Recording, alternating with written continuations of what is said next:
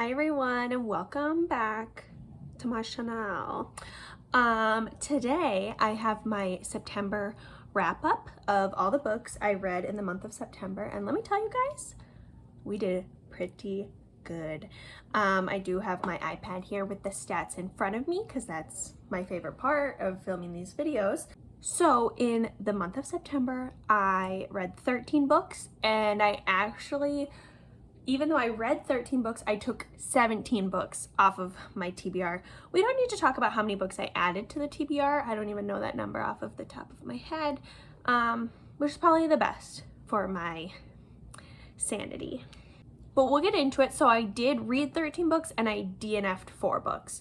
So first we'll do stats. So I'll read the stats first. I'll pop them up on the screen here. I should probably get to the right page first.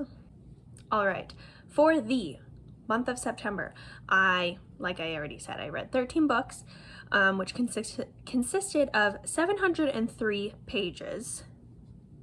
Is that true? Yeah, it must be. 703 pages. I listened to 100 hours worth, and my average rating, I can't even see what that is, a 4.08. Genre-wise, I had 3 graphic novels, 1 horror, 7 mysteries. You'll see when we get there. 1 sci-fi and 1 thriller. 10 of the books were audiobooks and 3 of them were physical books, which were all the graphic novels, which is why I was questioning how it could add up to 703 pages, but audience-wise, I had 3 adult books, 1 children's book, 2 middle grade book, and 7 YA books.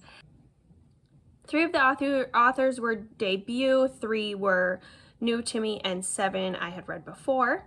And then for my star ratings, my favorite part as well, I had 3 5-star reads, 1 4.5 star, 5 4 stars, my goodness, 3 3.5s, and 1 3-star. So everything I read this month was also pretty good, on top of reading a fair amount.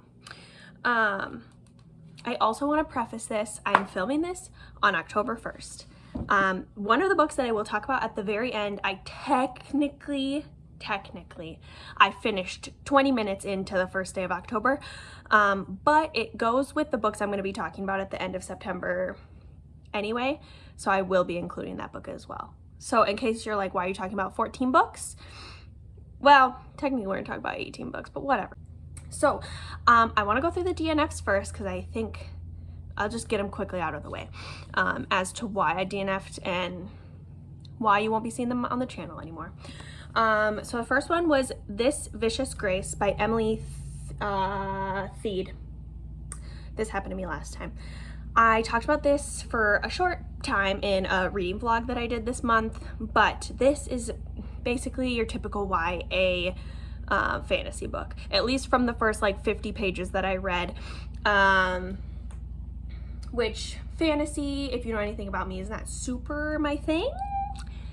It's not really my thing, especially YA fantasy that is like the young teenage girl has to save the world, basically.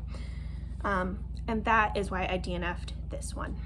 The next book that I decided to DNF, I will say I didn't give it as fair as a shot as some of these other books. But it is Dig by A.S. King. I didn't super know anything about what this was about. I just saw it on like Book Outlet or something, and Kayla talks about it a lot. So I thought I would pick it up. I listened to the first few chapters of the audiobook and I just didn't, it wasn't really for me. I also didn't even know, like I said, I didn't even know what it was about. It's about like generational something. A.S. King exposes how a toxic culture of polite white supremacy tears a family apart and how one determined generation can dig its way out. I just don't super care. Sorry.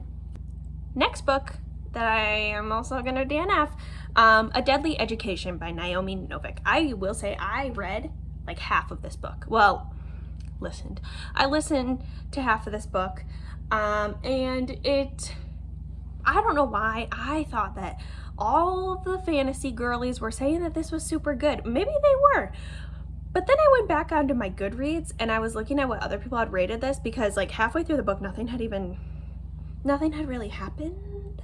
And so I looked at what other people had rated it, and it did not have that great of ratings.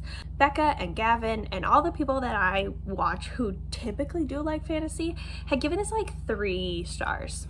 And you know what? It's not worth it to me. And also, if I read half of it, I think that's pretty good to say it's not gonna be a yes from me. Sorry. And then the last book here I DNF'd like 2 days ago. Venko by Sherry Demeline. This book I got like 20 or 25% of the way through, and nothing had really happened. I was just kind of listening to it to listen to it, if you know what I mean.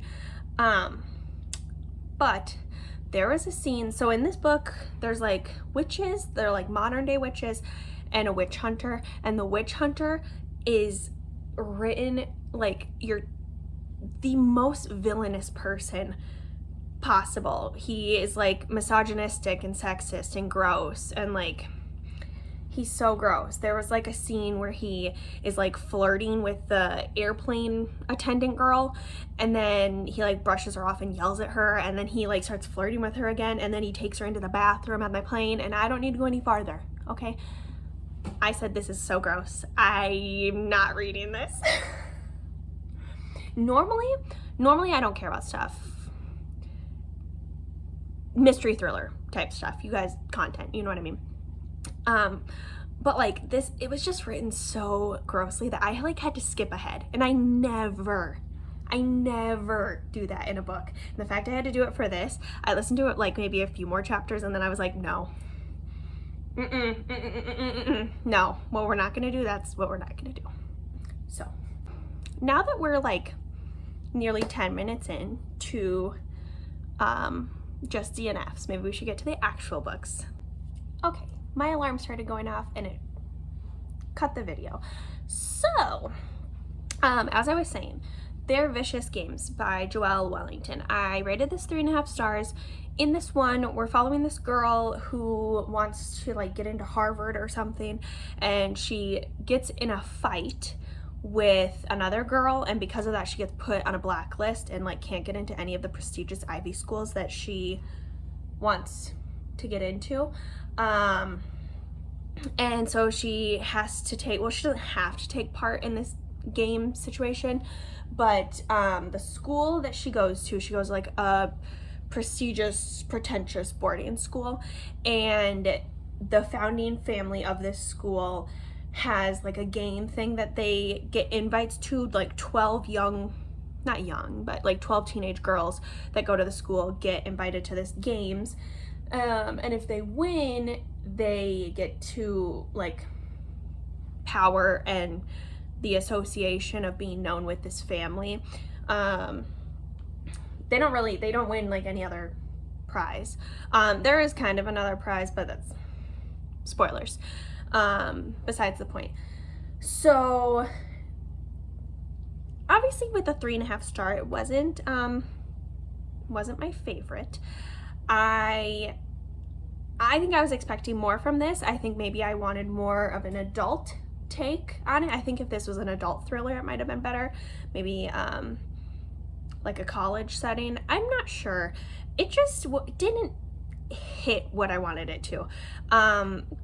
There's like 3 main games within the game, and then like after and in between those games, they can like play games with each other, like actual like card games, and whoever wins like gets something. I just feel like it was a little too average. Mid, not what I wanted. Sorry. I don't know if I super recommend it.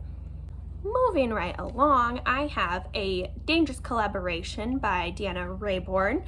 I rated this 5 stars. I also, for my 100th book vlog, I'll link that up above, I read A Murderous Relation, also by Deanna Raybourn. This is the 4th Veronica Speedwell. This is the 5th Veronica Speedwell. You'll see I did pretty good on my series this month. So in the Veronica Speedwell mystery series, we are following Veronica. In the first book, she's been orphaned and she's been living with like her aunts, and the aunt has passed away, so she's just living by herself now. And this guy comes and is gonna kill her, and then Stoker, who is the love of her life, let me tell you, he is. He comes and saves her. And so the rest of the series is like each book is following a different mystery that they go on. So in this one, we are following Veronica, and she goes with Stoker's brother to this like remote island where his friend lives. He kind of tricks her into it. And Stoker tags along, of course, because he's not going to leave his girl alone with his brother. Just saying. And there is a mystery from like 3 years ago. The guy who's friends with Stoker's brother, his bride went missing like on the day of their wedding, and they don't know what happened to her. They don't know if she died, if she ran away, she was kidnapped. They don't know. And so of course Veronica and Stoker are gonna figure it out. And then in A Murderous Relation, which once again I said 5 stars to the series, it's so good. In this one, Veronica and Stoker have to like solve a mystery that takes place within a brothel. I won't go too much more into it because it kind of is spoilers for the rest of the series if you haven't read it yet. But it was so good. This one especially, like, this series is just so funny and like pokes fun at like prim and proper society type of people. And I just love Veronica and Stoker's relationship. I just love them. They're so cute. I just want them to be together. Which is probably why I liked the 4th and 5th book compared to the other ones. Yeah, it just really got me on the train again. And I put a library hold on the 6th book, but I haven't gotten it quite yet. Otherwise, I would have read that thing in 2 seconds. Moving on, another series that I read this month, well, I read the first 2 in the series. I haven't read the 3rd one yet, but it is Sheets and Delicates by Brenna Thumler. Sheets was a 4-star read. Delicates, 5-star read. Would highly recommend. I recommend this series just so you can read this one. Okay, this one was good too, but go read my 100th book blog about this, because this book hurt me. It made me cry and sob and bawl, and you can watch it for free entertainment. So I'll just hold up this first one here, but the series is following Marjorie. She is in middle school. Her mom has passed away, and she has to help her dad take care of the family laundromat. And then there's also a ghost, Wendell, that's him, and he comes into her life. And then in the second one, same situation, and we have a new character who comes into the mix, Eliza. This book, I mean, both of them have a trigger warning for death of a parent and grief. This one also bullying and suicidal ideation, because the bullying is a lot in this one, let me tell you. It really hurt my feelings. So, but I'm super excited to get to, no, Delicates is the second one. Lights is the third one, which wraps up the series as far as I am aware. But really cute middle grade graphic novel series I would highly recommend. The next book that I picked up in the month of September is How to Survive Your Murder by Danielle Valentine. I rated this 4.5 stars. This is a YA thriller horror that takes place around Halloween. This, if you guys haven't heard about it, read it, I would definitely recommend picking it up in the month of October because it was like perfect reading time for when I read this. But this one, we're following this girl. She's in high school. Last Halloween, her sister was like brutally stabbed right in front of her. And she knows exactly who did it, and she like is going to court to testify. There we go. To testify against the guy who did it. And she's like, no, I saw it was him. And then her ex-best friends like started a podcast, and they are like, well, there's some holes in this story of hers, and like there might be more to the story than we think. Then the main character gets brought back to Halloween a year ago. So her sister is still alive, and she has to like keep her sister alive and figure out who the killer is and what's going on. The plot twist in this, I think, was super good. You know, I feel like maybe some people might have guessed it. I don't know. I didn't guess it, and to me that made the book like so much better, because by the end I literally was like, and I ran to my fiance and had to tell him the plot twist of the story because he's not going to read it. I gotta spoil it for him. But yeah, very good if you want a YA thriller.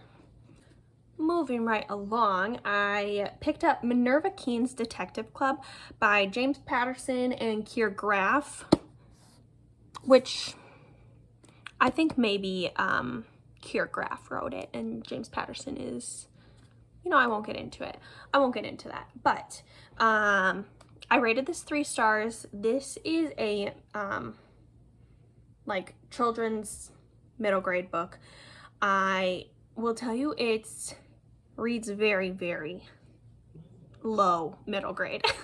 In this book, we are following Minerva. She is a very sassy, confident young girl, and she starts a detective club with another boy from school and her little brother. And they live, well, her and her brother live in like an apartment complex, and then people like start going into comas and dying, basically. She literally, okay, here's the thing. This girl, she's supposed to be like, what, 11 or 12? I don't know if it even says. But she does CPR on like 4 different people in this book. It's kind of weird. I think this guy might have had to do CPR too, or he's talking on the phone to the 911 person. I can't remember. But I read this very quickly in like one sitting.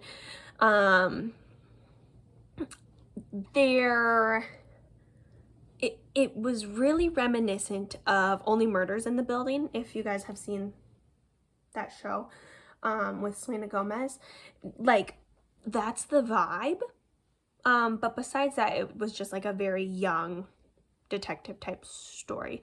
Also, the ending was a little far-fetched, but that's fine. And a little icky. I can't say because it will spoil the book, but bugs. I'll just say that actually. Then I read Distillatoria in the Over the Garden Wall series. This is a graphic novel, comic book-esque. Gave this 3.5 stars. I will say, if any of you guys have seen the show, I would probably just rewatch the show rather than pick these up. It did read very similar to an episode of the show. So if you do want more, because I know there's not a lot, there's only like 6 episodes or something. But this, it was fine. It set the mood for like a fall day, but I'm probably not going to think about it ever again.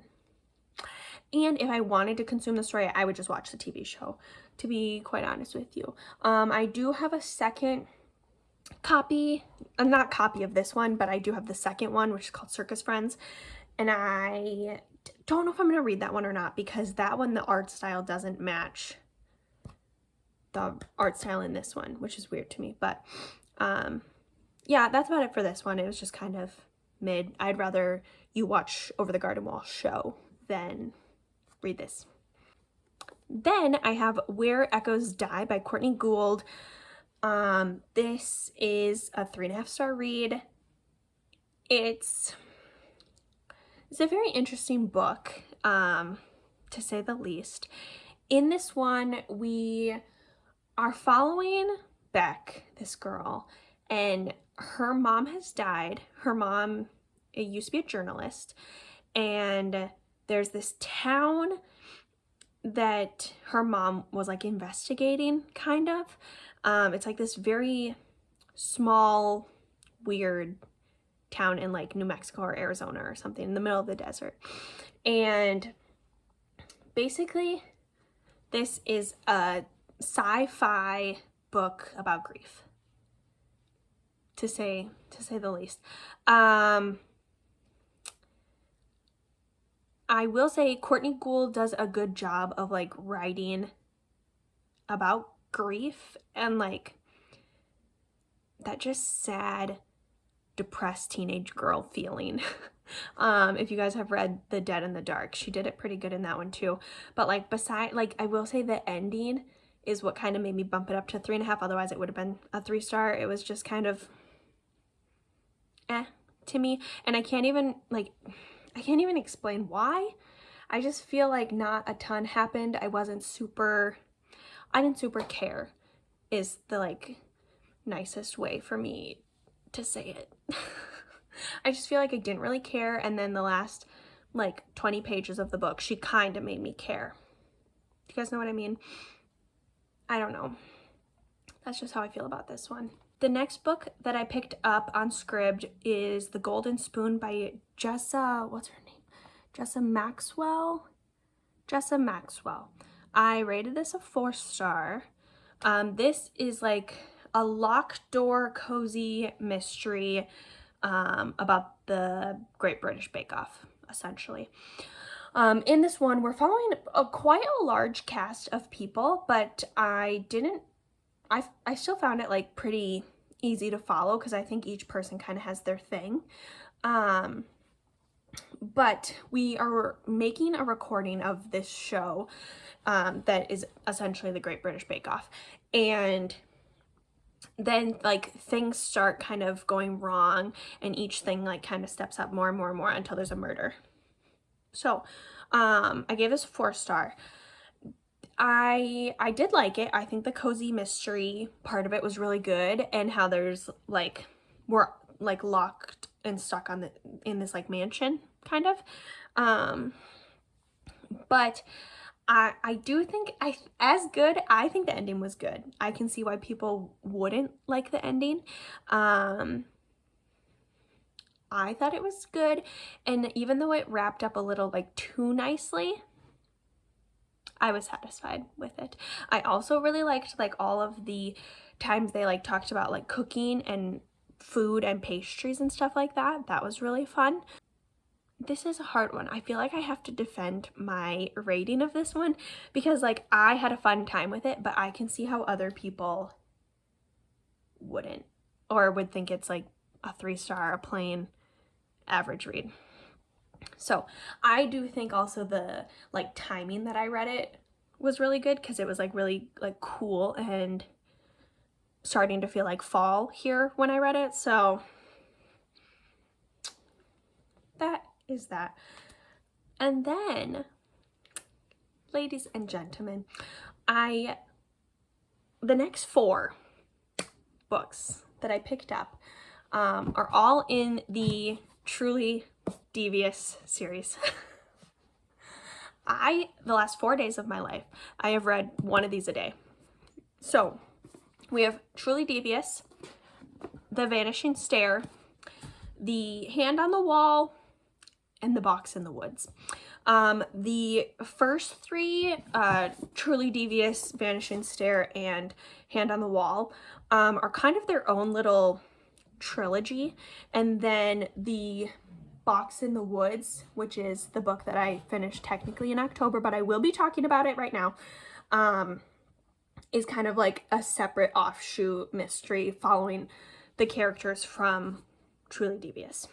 So in this one, we are following Stevie and her friends from Ellingham Academy, which is this like prestigious boarding school again that you have to like apply to, and which maybe all boarding schools are like that. I don't know.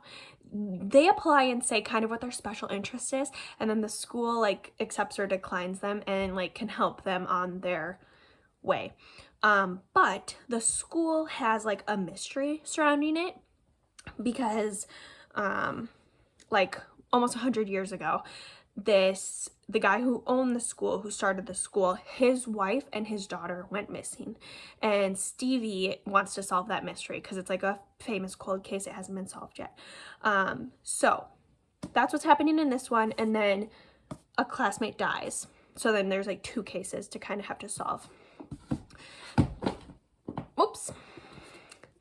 The Vanishing Stair is following the same mystery again, and like the continuation of that, as well as the Hand on the Wall. So all 3 of those books are following the mystery of the school and kind of the aftermath of the classmate dying.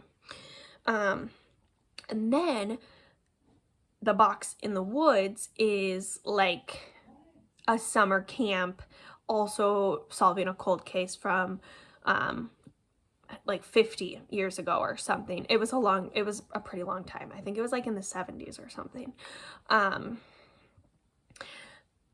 So that's what that one's following. I rated all of them 4 stars. They were all super good. I flew through them. I listened to all of them in basically one sitting each. Yeah, I was definitely a series girly this month, which I don't know why, because usually I'm not like that. But as soon as I finished the first one, I was like, oh, I need to pick up the second one.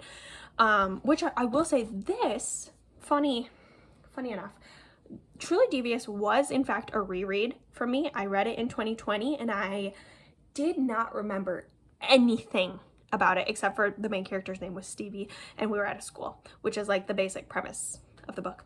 I did not remember anything about this book. Even listening to it, I was like, I don't remember that. I don't remember any of this.